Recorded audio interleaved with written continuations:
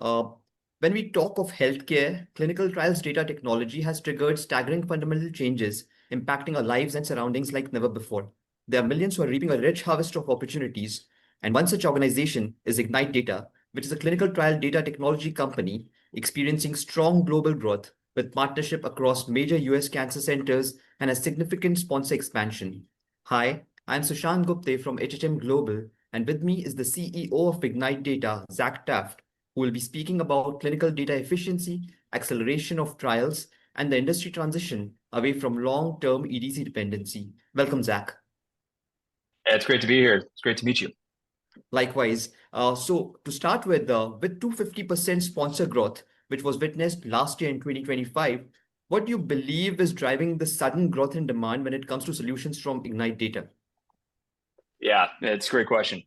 So there's two main reasons. I would say the first reason is we're in an environment where we need to be more efficient in the way that we are conducting clinical research. So from a sponsor perspective, they're looking at how do they decrease drug discovery timelines, how do they decrease costs, and how do they bring new novel therapies to market faster.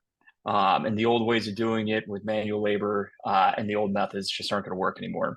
The second one is healthcare systems, not just domestically, but across the globe, are looking at being more efficient in the way that they conduct clinical research. So again, manual movement of data, extraction of data, manipulation of data just isn't going to meet the economies of scale that the 21st century is going to require in the way that we conduct clinical research. So our platform takes away the duplication and the manual effort of pulling data out of source, so out of the healthcare systems, in the way that that data is then uploaded into the sponsor EDC systems. And it does that in a much more efficient, effective way that allows, one, for decreased costs, but two, economies of scale in the way that clinical trials are conducted, both from a sponsor perspective and from a site perspective. Okay, so how does frictionless data exchange directly translate to much faster drug development and getting treatments to patients sooner? Yeah, nice dovetail from the first question. So if you think about it from this perspective, if you have to manually do something, you have to have the human beings to do it. They have to be trained in how to extract that data and find that data. So think of it, one person combing through 1,000 pages of medical record, one to try to find where that data is, understanding how that data is being reported, and then extracting that data, often putting it on a Post-it note, and then going into another computer system and loading it up. So it just requires a lot of manual time and effort and, frankly, brain power. And the second piece of it is then you're creating opportunities for data to be misinterpreted and entered incorrectly. So we've seen roughly about 7.5% of data that is entered into the EDC is entered in error. So if you're doing a clinical trial with over 1 million data points, that error rate becomes pretty high pretty quick. And so what our technology is doing is it is finding that data in source. It is transforming that data into how it needs to be put into the EDC, and then being manually adjudicated and then pushed into the EDC 100% accurate or nearly 100% accurate. And so that is decreasing manual power. It's decreasing the risk in data being duplicated or put in incorrectly. And then it's decreasing the source data verification requirements, which is where you see that $10 to $20 billion spend that we see across the globe in this space. You've already, I was just going through the website and you've already partnered with 8 of the top 10 US cancer centers. What specific barriers in oncology trials is Ignite Data helping to resolve? Yeah. And I think this is why we've seen such a tremendous growth here. When I came on as CEO, we had one of the top 10 cancer centers, and that was in Memorial Sloan Kettering Cancer Center. The reason for that growth, hypergrowth over less than 2 years, is specifically because we are bringing economies of scale in how clinical trials are being conducted. So we're looking at how do we allow the clinical research coordinators at these top oncology centers to practice at the top of their education as opposed to just manual data extraction and data entry. So for an organization, say like MSK, that's conducting over 1,800 clinical trials at any one time and employ over 400 clinical research coordinators, it allows them to use those clinical research coordinators most effectively, and it brings in opportunities for them to conduct more clinical trials as a result of using this technology. And then the last piece of it is, as you go to conduct clinical trials outside of the four walls of the Cancer Institute, we're able to bring data in from other sources, have it meet the data requirements that that institution needs without the added cost. So if it costs $1 to run a clinical trial at, let's say, Mayo Clinic within the Mayo Clinic walls, it costs them $10 to conduct that same trial at one of their multi-site locations. So why do you think is the industry finally ready to now to move beyond simply enhancing the EDC workflows? Is there a particular reason behind it? Yeah, I think there's a couple of different reasons. This has been talked about for over 20 years. Even MSK had conducted a trial back in 2016 where, with one study in one site, they were able to Mhm. do this. Where the complexity comes in is interoperability and standards for which data is reported and how you extract that data out of the EHRs. So many governments around the world, including our own, have required data interoperability as just a byproduct of conducting just general clinical care. So TEFCA is a really good example of that standard around the FHIR and HL7 standard. So that's number one. We can now get access to that data, and there's a standard for which that data is. But even if there is a standard for that data, every hospital system is reporting that data a little differently. So how do you get access to the data and then transform the data to be able to meet the requirements of the sponsor? That technology, because the interoperability is now available. And that's where IgniteData is uniquely positioned is not only can we access the data and know where to access this data, but we can transform that data on the fly to meet the requirements of who that data is being reported out to. So that's why you're starting to see huge uptake in EHR to EDC, or what we call eSource to sponsor. And it's only going to continue to grow. Right. I mean, we've obviously hearing a lot about artificial intelligence. Look, it's obviously very active in every field now. There are complexities involved, but what do you think? How does that come in picture when we talk about specifically the kind of services that you're providing? Yeah. So, as you said, if you get into a conversation in technology that doesn't involve AI, I would be shocked and concerned in the Right. conversation that you're in. It's just so prevalent. So, specifically in this space of where AI is coming to play, because we're able to use AI across multiple different nodes, it's more available. And so we're able to test it more often. We're able to use this on data to see what are the outcomes. 10 years ago, to be able to run an AI model, you had to have somebody with a PhD in computer science to be able to understand how to build these models, how to run the models, and then how to determine whether or not the models were successful. With large language models today, you don't have to have that specific type of resource. You can pull it right off the shelf. So that's why we're starting to see it in applications across clinical research around data curation, clinical trial matching, patient recruitment, digital protocol. Those are areas where this is starting to take off.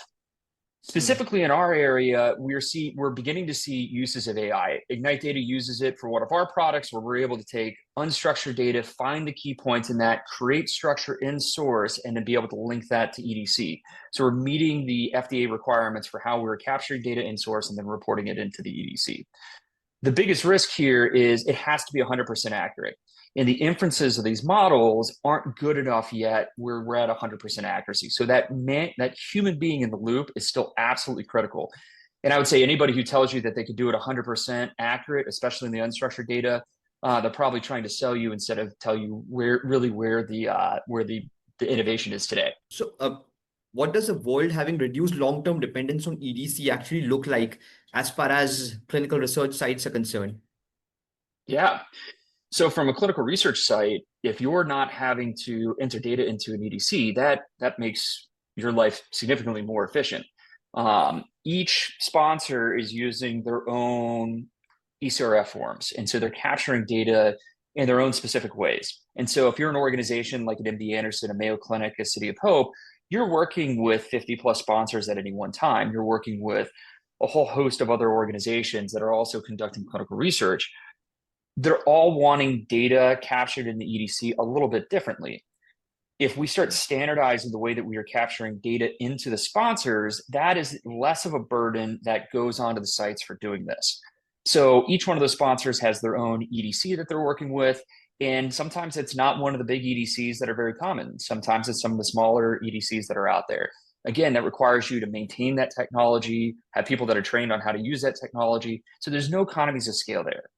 So with what we're doing at Ignite is we are creating a standardization for which we are capturing data in source. but also for how we're reporting on it. So it brings economies of scale around how we're training the people who are working in this industry, how we're reporting that data out. And then I think equally as important, we're not having to manage so many technical stacks. So when you talk to the technology divisions within these large healthcare systems, they don't have the budget to manage every stack of technology that comes from the sponsors. It just doesn't exist. And so what happens there is they're underfunded, they're making errors, and it's actually increasing the time at which drug development is happening. Because we're standardizing, because we're creating that connective tissue layer between sites and sponsors, we're bringing that kind of economies of scale, and of course, the impact has been profound. So with an engagement across 81% of NCI designated sites, how are you making sure that the technology adoption does not become a baggage for research teams? Yes.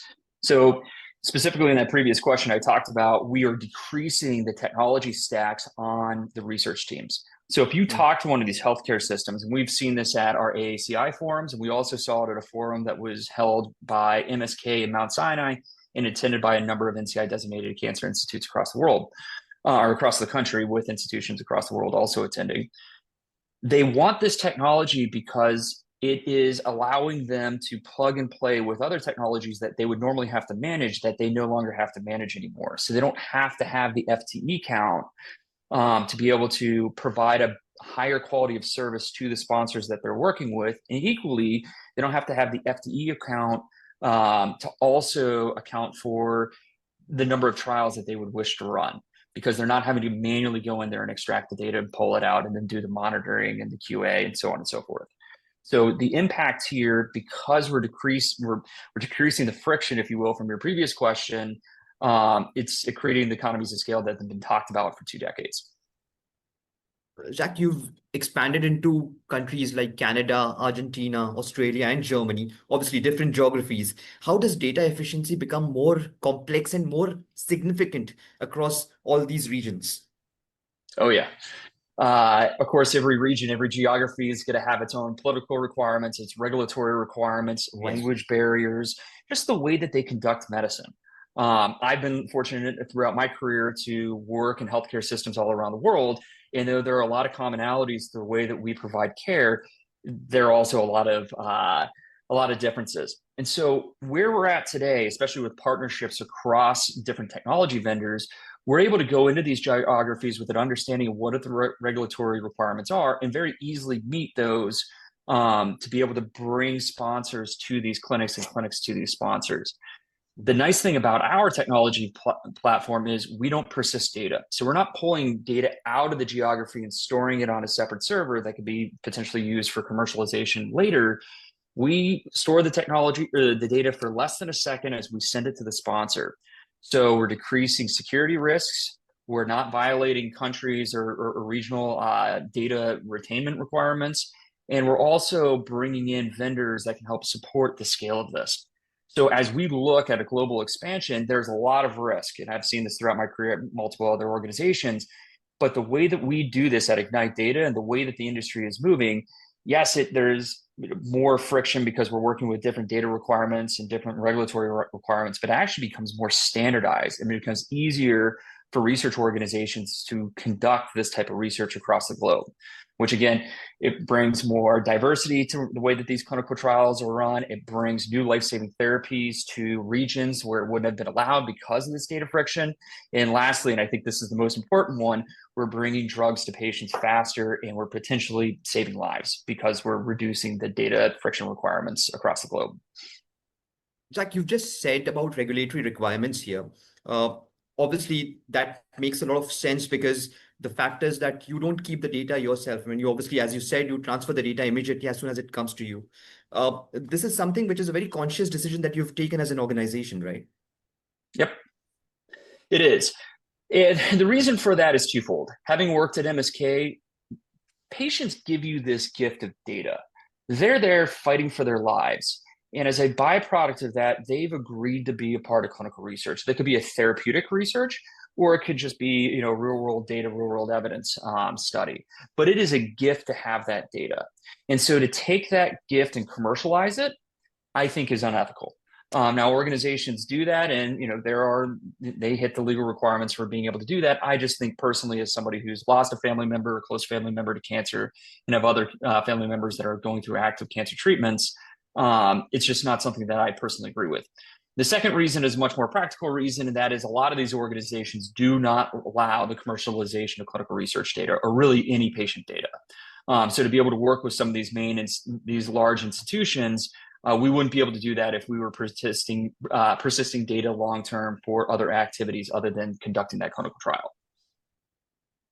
So what, according to you, is the single biggest friction point in clinical trial data exchange today? And how is Ignite Data helping to eradicate it? I'd say the biggest, oh man, it's a great question. I'd say the biggest one is the understanding of how do we work with data today, because using data for one purpose is not the same as using that data for another. So conducting patient recruitment, the data doesn't have to be 100% accurate. It's getting an aperture to a place where we can find those patients and then being able to use manual processes to get them onto a clinical trial. In our space specifically, it does have to be 100% accurate because ultimately it's going for regulatory submission. So if there are any errors in that, then it may not be accepted. It may get rejected, delay timelines, increase costs, and potentially decrease patient safety. So that understanding of what the data is, where it's at, how it's being used, the fact that there is still little understanding, generally across the ecosystem, that has been a huge friction for where we're taking this industry. When my board and our investors ask me, what is the single biggest risk to Ignite Data? For me, it is the misappropriation or the misunderstanding of where the technology is today and what it's capable of doing, and other organizations utilizing buzzwords and sales pitches that potentially cause damage and decrease the efficacy of where this industry is going. Okay, how do you maintain that balance in terms of meeting the need for high quality data with the intent of allowing research teams to focus more on patients? Yep. So for me, and for our organization, we do it the right way. And I know that sounds cheesy, but when I say do it the right way, it is we go after the data with integrity. If there's something that we are not 99.999% confident of in our technology being able to do, we inform both sides of the ecosystem, the site of where the technology is capable of working today and where we're moving and educating them on that, and then also partnering with them on improving that at scale, but also the same with the sponsors of that data that's coming out. That's moved with eSource to EDC. You can trust that data. This data that's coming out, there is a risk there and it does need to be QA'd and it does need to be monitored. That kind of transparency and efficacy builds trust between the ecosystems and allows for this kind of scale. Personal belief in life is if you violate anybody's trust, the likelihood of them believing you again in the future is incredibly rare. So we're in that unique position where we're incredibly trusted by our organizations that we partnered with, but that's a trust that is earned every day, and it's a privilege that we have. And so we have to maintain that as we continue to move forward. If we ever violate that trust, that would take us away from the position in which we're in today. I mean, if you talk about a future perspective, considering all these points that you've just discussed, going forward, what will be the next major industry transition after the move away from EDC dependency, as you said? Oh, well, I think moving away from EDC dependency is probably going to be the biggest transition over the next decade, 2 decades. That's not going to happen tomorrow, and it's not going to happen overnight. To me, it's within the EDC transition away. It's the ability to access all data in source and move that electronically. That's going to take a decade. We're very close to it now and being able to access the unstructured data sources, but it's going to take time to build that trust with sites and sponsors and ultimately with patients that we're moving that nearly 100% accurate every time.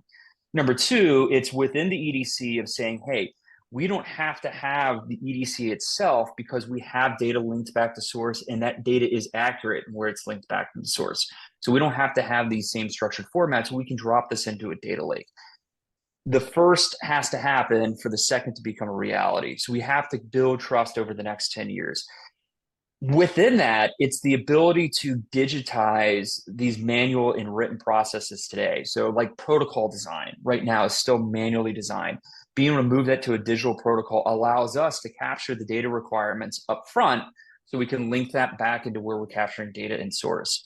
So there are various parts of this web, if you will, that have to work together to be able to get to that EDC-less environment. So I'd love to jump ahead on where the industry is going to go over the next 10, 20 years after the EDC-less environment. But the fear there is people are going to forget that there's still so much that we have to do to even get close to that EDC-less environment. And so that's what has me excited, because to be able to solve those, man, this really opens up how we conduct clinical research, not just here in the United States, but across the globe. I mean, you're already present in the West. You're talking about Europe. You're there in the US. How about Southeast Asia, India, markets which are huge, which are massive? How about your perspective on that?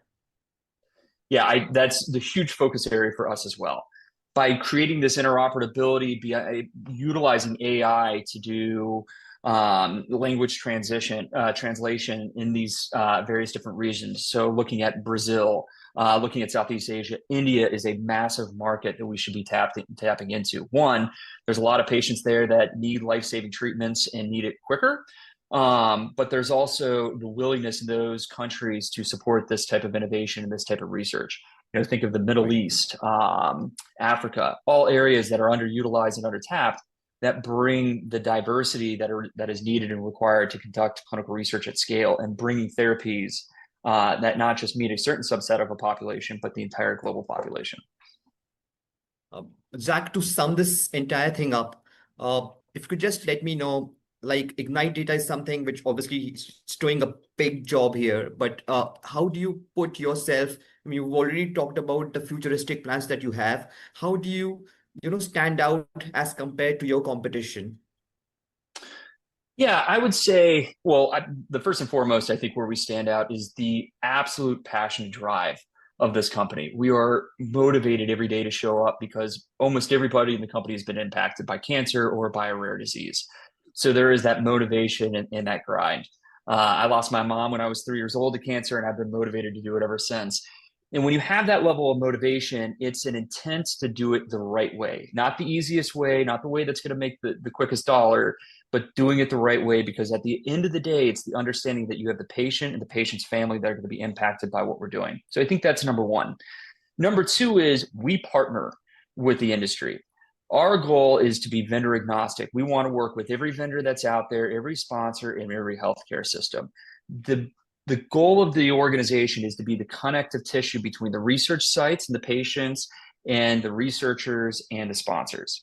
If we can do that, that brings a level of economies of scale that will drive acceleration in drug development. And then lastly, it's who we partner with to actually build the technology.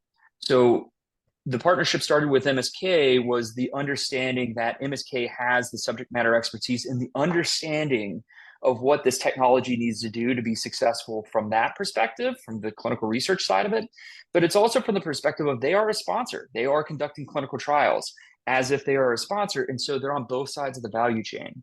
And so building with somebody who's going to be using it and is going to be paying for it, you're creating a platform that is needed. One thing that I've seen as a product owner throughout my career and as a salesman and business development person is we have this inclination that we want to build a product and then find a problem. That never works. The ideation is, what is the problem and how do we build the product specifically to solve that problem? Not in a complex way, but in the easiest way possible. And then building on top of that. Because IgniteData has these partnerships with the largest research centers in the world, because we have these partnerships with the big sponsors, and because we utilize our partnerships with various different vendors, we're creating a product that is looking at an ecosystem that is coming together as opposed to just a point solution that hopefully will make a quick buck. Zach, you must be having, I mean, obviously as a company, there's so much technology that you must be already having. But talking to you, I've realized one thing, that obviously it is the passion that drives the entire game here, right? I mean, as you said, it is more about the passion, the kind of work that you have for your customers, for your patients, that actually drives the entire industry. And I wish you all the best for this. As we draw curtains on this session, we hope the discussion we have had will help our viewers to peep into the innovation that is taking place at a fast pace in the clinical trials spectrum. From groundbreaking technologies such as the ones from Ignite Data to evolving methodologies, the future of clinical research looks brighter than ever. We look forward to bringing you more intriguing and eye-opening sessions such as these. Until next time, stay curious, stay informed is what we say. This is Sushant Gupte from HHM Global signing off.